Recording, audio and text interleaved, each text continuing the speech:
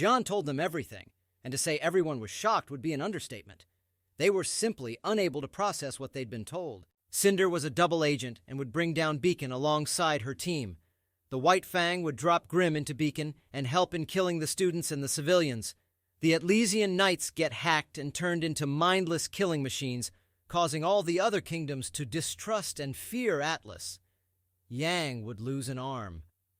Weiss's father would steal her away from her friends that were more like family than her own and strip her title of heiress.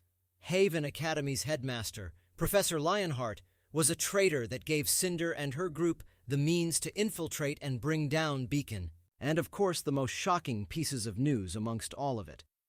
General Ironwood would become a tyrant, attempting to declare martial law and abandon Mantle, and basically the rest of Remnant to float Atlas out of the Grimm's reach, a decision that would tear the Schnee sisters apart.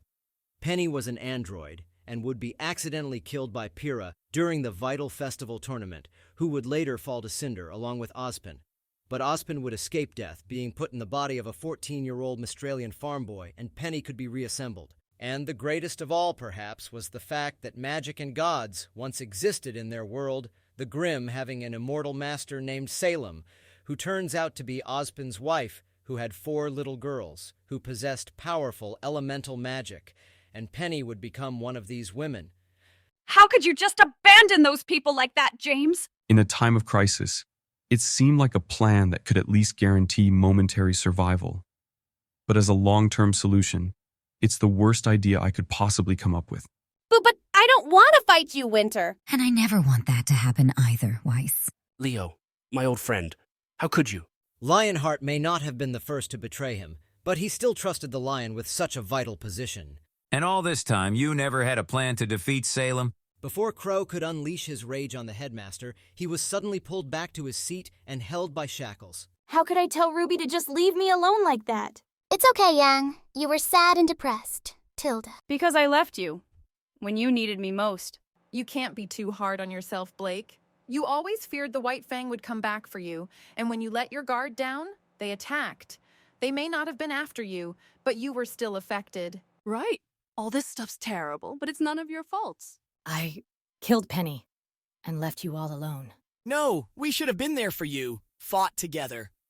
And I should have noticed your feelings for me. Oh yeah, Gian happened to bring that up as well.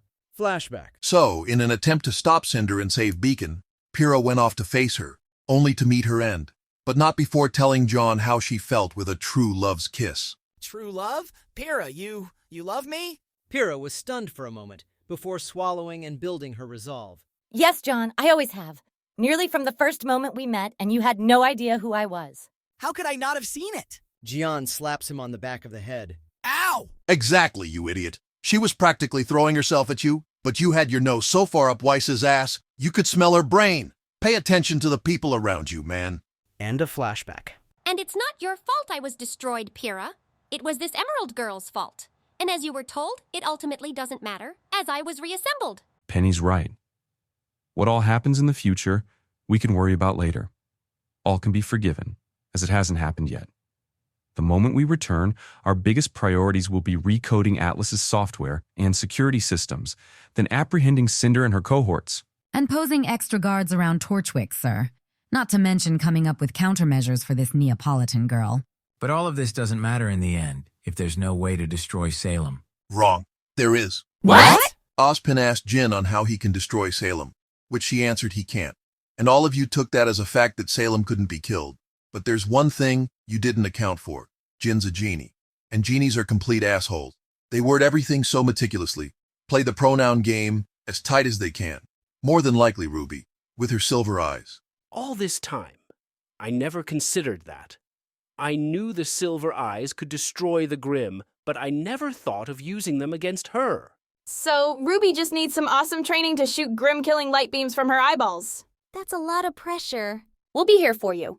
We all will. There's that, and part of the reason I'm showing you these films. Yes, some of them are also to teach the valuable lessons from them, but also to give you ideas. New weapons, different fighting styles, anything that could better prepare you for anything Salem could possibly throw at you. So many possibilities, and she would never see them coming. It just might work. But can't you take Salem down, Gian? As much as I want to, I can't.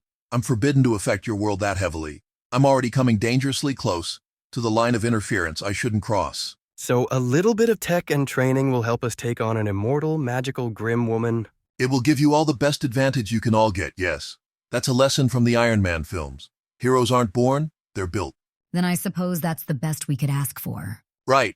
But for now, all of you need some time to process this, so we'll take a good 30-minute break before we proceed towards the next movie. So, Crow, about that music, I'd like you to meet a friend of mine. Suddenly, a new man appeared. He had messy black hair, brown eyes, white, handsome as all get out, around an inch taller than John, holding a black electric guitar on his shoulders. Sup, John? Hey, Sebastian. I was hoping you could show my friend here something. Oh? Well, what does he need? He wants to learn about our world's music. Sebastian grabs Crow's arm. Friend, I would like to show you a magical new world. Suddenly, a new door was created, and Sebastian led Crow to it, opening it to reveal a room filled with records, CDs, and other music-playing devices before the two entered. Music to Sebastian is like weapons for RWBY. Everyone nodded in agreement, before getting up and moving around, sharing their thoughts with each other, and generally taking time to process what they've been told and gather their thoughts.